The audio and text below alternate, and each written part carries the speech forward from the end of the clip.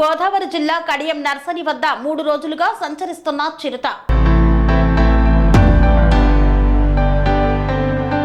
3 రోజులుగా తూర్పు గోదావరి జిల్లా కడియం నర్సరీ ప్రాంతంలో సంచరిస్తూ కంటి మీద కునుకు లేకుండా చేస్తున్న చిరుతపులి రాత్రికైనా ఫారెస్ట్ అధికారులకు చిక్కుతుందా లేదా అనేది చర్చనీయంగా మారింది. తూర్పు గోదావరి, కాకినాడ, అంబేద్కర్, కోనసీమ జిల్లాలకు చెందిన సుమారు 60 మంది బృందం ఈ చిరుతను పట్టుకోవడానికి ముమ్మర చర్యలు చేపడుతున్నారు. అయితే గురువారం ఆ చిరుత కదలికలు ఉన్న కడియపులంక చెక్కపల్లి వారి వీధి సమీపంలో గల నర్సరీ వద్ద బోన్లు ఏర్పాటు చేశారు. దానికి ఆహారంగా మేక, పంది పిల్లలను ఉంచారు. గత 3 రోజుల నుండి ఆ చిరుత ఆహారంగా ఏ జంతువును తిన్నా ఆనవాళ్లు కనబడలేదు. అందువల్ల ఆహారం కోసం ఈ బోనులోకి వచ్చి చిక్కుతుందనే అభిప్రాయంతో ఉన్నారు. ఇక్కడ నుండి తప్పించుకుంటే ఆ చిరుతను పట్టుకోవడం చాలా కష్టమవుతుందని తెలిపారు. ఇప్పటికే దివానా చెరువు, కడియం ప్రాంతంలో 25 రోజులుగా అధికారులు వేసిన ఎత్తుగడలను చిత్తు చేస్తూ తప్పించుకొని తిరుగుతోంది చిరుత.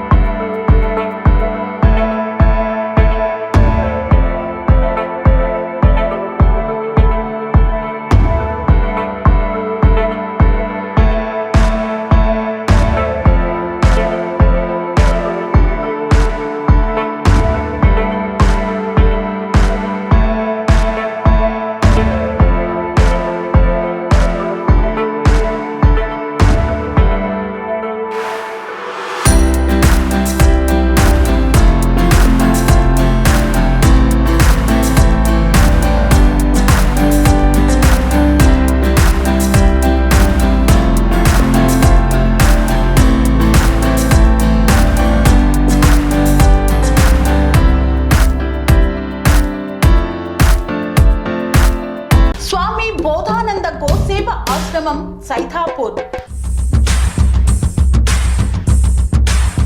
జ్యోతిష్యం, వాస్తుశాస్త్రం మన పూర్వీకులు మనకిచ్చిన వరం.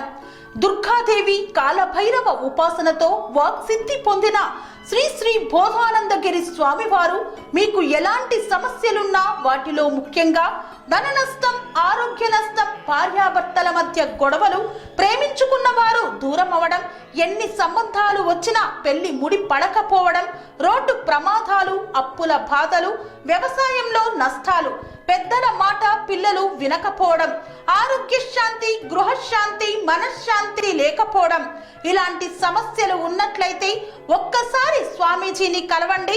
మీ సమస్యలకు తగిన పరిష్కారాన్ని పొందండి. అంతేకాక అన్ని రకాల వ్యాధులకు గోపంచకవ్య మరియు మూలికా వైద్యం చేయబడును.